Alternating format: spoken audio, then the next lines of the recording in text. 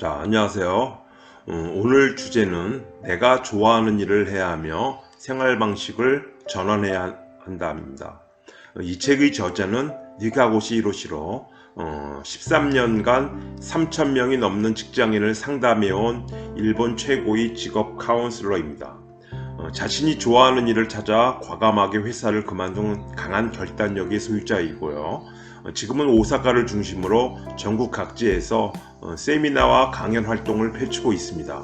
정말 하고 싶은 일을 찾으려면 단순히 커리어를 쌓는 것보다는 먼저 자신이 유지해온 삶의 방식을 점검하고 전환해야 한다고 합니다. 참고할 서적은 좋아하는 일만 하며 재미있게 살 순 없을까입니다. 회사 분위기도 좋고 저도 일을 잘한다고 평가를 받아요. 인간관계도 나쁘지 않고요. 하지만 아무리 일을 해도 보람을 느낄 수가 없네요. 이 일을 계속하면 인생이 무의미해질 것 같아요 라고 말하는 사람들은 많이 있습니다. 그래서 하고 싶은 일을 찾고 싶어, 좋아하는 일을 업으로 삼고 싶어 라고 말하는 사람들은 지금 하는 일이 나한테 너무 안 맞아 이 일을 평생 한다면 너무나 고통스러울 거야. 하지만 내가 좋아하는 일을 찾아서 그걸 직업으로 삼는 것도 쉽지는 않겠지라고 생각을 할 것입니다. 이러나 저러나 힘들다면 적어도 내가 수긍할 수 있는 고생을 하는 게 더 낫지 않을까요?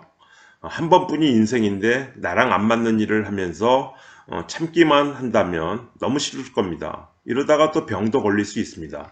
그러므로 하고 싶은 일을 찾고 싶다는 생각이 결코 잘못된 철없는 사람들의 이상론이 아니라는 것을 생각해야 될 것입니다. 자, 내 행복이 가장 중요하다고 이 책의 저자는 얘기합니다.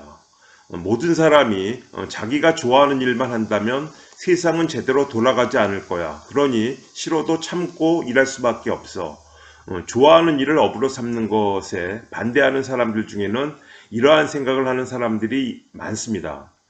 사회가 잘 유지되고 경제가 제대로 돌아가는 것 대단히 중요하지만 아무리 그렇다고 해서 개개인적으로 봤을 때 괴롭고 스트레스를 받아도 싫은 일을 처리해야 한다면 이 사회를 위해 참아야 해. 그건 당연한 거라고 생각은 한 개인의 행복을 지나치게 무시하는 사고방식이라 이 책의 저자는 이야기를 합니다. 나 스스로 만족할 수 있고 무리하지 않으면서 일하는 삶을 지향해야 하겠습니다. 자, 남이 아닌 나를 따르는 삶을 살아야 되겠습니다. 이 책이 저자한테 하고 싶은 일 찾기를 전문으로 심리 상담 오는 내담자는 스스로 하고 싶은 일을 잘 몰라서 찾는 상담은 30% 정도이고 결국 나머지 70%는 삶의 생활 방식 자체에 여러 문제가 얽혀 있는 경우가 많다고 합니다. 자, 긴 인생에서 몇 차례 경험하게 되는 인생의 변화, 그 중에서도 자유롭게 사는 단계에서 찾아온다고 하는데요. 자유롭게 산다고 하면 자기 좋은 대로 산다고 생각할지 모르지만은 불교에서는 자유의 자자는 자신을, 유는 따르다의 뜻이 된다고 합니다. 즉 자유롭게 산다는 것은 나를 따르며 산다는 것이고요. 결국 주변의 시선이나 세상의 상식에 얽매이지 않고 내 마음과 생각을 따라 살려면 그만큼 나 자신을 제대로 들여다보고 곰곰이 생각해 볼 필요가 있다고 합니다. 자, 중요한 내용인 것 같습니다. 자, 어떻게 살고 싶은지 생각하라는 겁니다. 요즘 같은 시대에는 더더욱 어떻게 살아가고 싶은지를 분명하게 생각해야 한다고 합니다.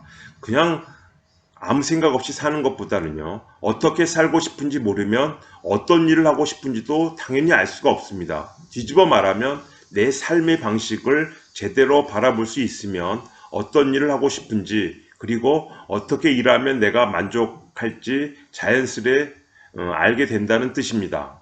자, 일상을 지루하게 만든 사람은 결국 다른 사람이 아니라 내 자신입니다. 좋아하는 일, 흥미가 있고 관심이 가는 일을 스스로 지워버린다는 거죠. 그렇게 돌고 돌아 매일 바쁘게 한없이 지루한 상황이 된 것이죠.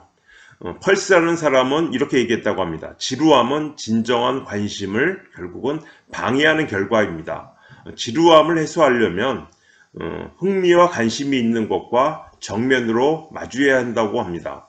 그리고 당신이 살아가는 방식, 일하는 방식을 천천히 바라보면 됩니다. 그렇게 정면으로 마주하지 않으면 천직으로 절대로 보이지 않는다고 합니다.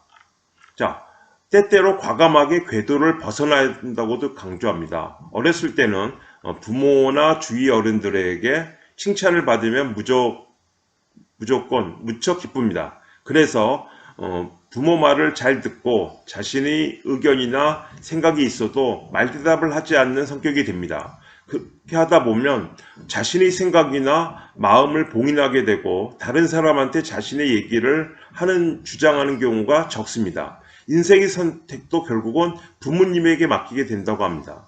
다들 누구에게도 비판받지 않고 세상이 바람직하다고 여기는 궤도를 따라 살고 싶다고 생각합니다. 하지만 착한 아이인 채 하는 인생을 30년 가까이 살다 보면 반드시 사는 게 시시하다고 느껴질 수가 있다고 합니다. 삶에서든 일에서든 충만함을 만끽 하고 재미를 느끼려면 자신의 의견을 갖고 때때로는 과감하게 궤도를 벗어날 수 있어야 한다고 합니다. 남들에게 비판을 받더라도 내가 옳다고 믿는 것은 꾸준히 끝까지 밀고 나가야 합니다. 자, 이 책의 저자는 새로운 행동 패턴을 익혀야 한다고 합니다. 자유롭고 나다운 삶을 살기 위해서는 새로운 행동 패턴이 필요하다고 합니다.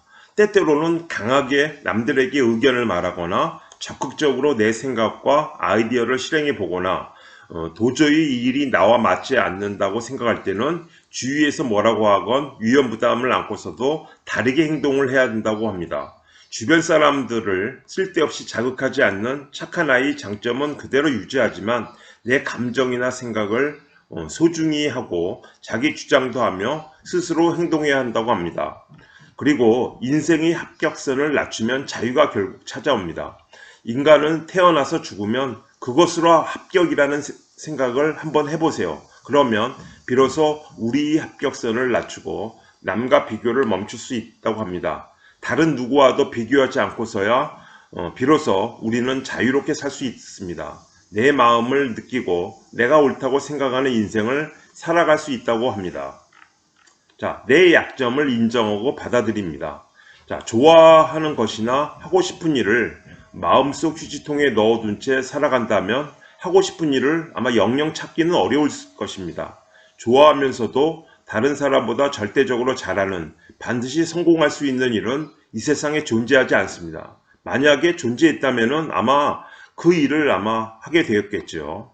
나의 약한 면을 인정하고 내가 진정으로 하고 싶은 것이 무엇인지 일하는 방식을 어떻게 바꾸고 싶은지를 생각해야 합니다. 잘하지 못해도 괜찮고 약해도 괜찮고 도전하는 것이 무서우면 하지 않아도 됩니다. 우선은 좋아하는 일을 인정하는 것부터 시작해야 합니다. 먼저 행복에 익숙해져야 합니다. 익숙하지 않은 행복을 손에 넣기보다는 신통치 않지만 친숙한 현재 상황을 유지하고 싶어하는 안락지대의 덫은 누구에게나 하나씩 있습니다.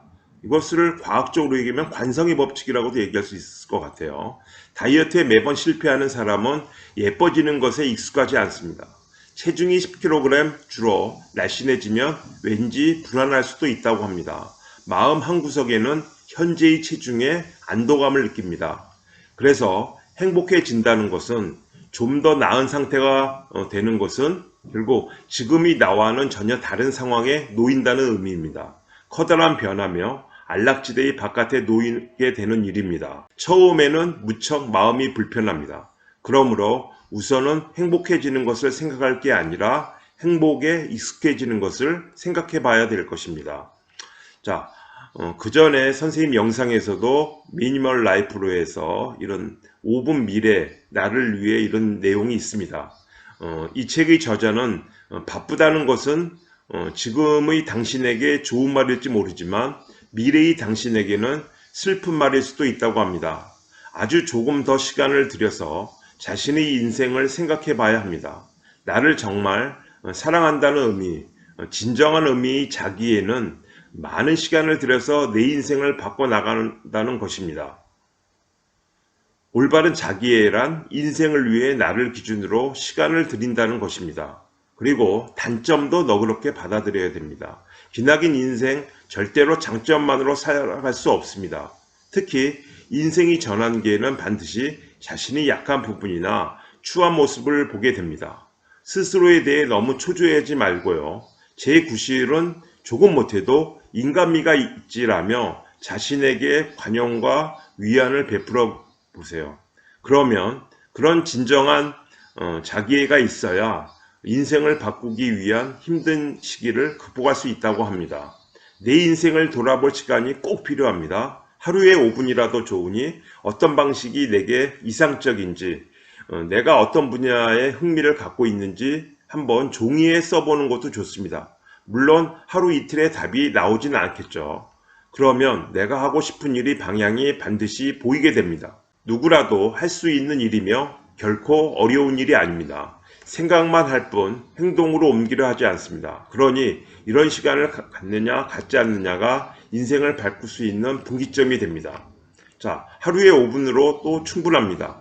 부담 없이 할 수 있는 작은 일부터 시작해 조금씩 늘려가는 것은 심리학에서 스몰 스텝의 원리라고 합니다. 하고 싶은 일을 시작할 때 이 스몰 스텝의 원리가 중요합니다. 수면 시간을 줄여서 매일 3시간씩 공부하자. 아무리 힘들어도 꼭 해내고 말겠어. 이런 결심은 처음에는 불타오르지만 결코 지속하기가 어렵습니다.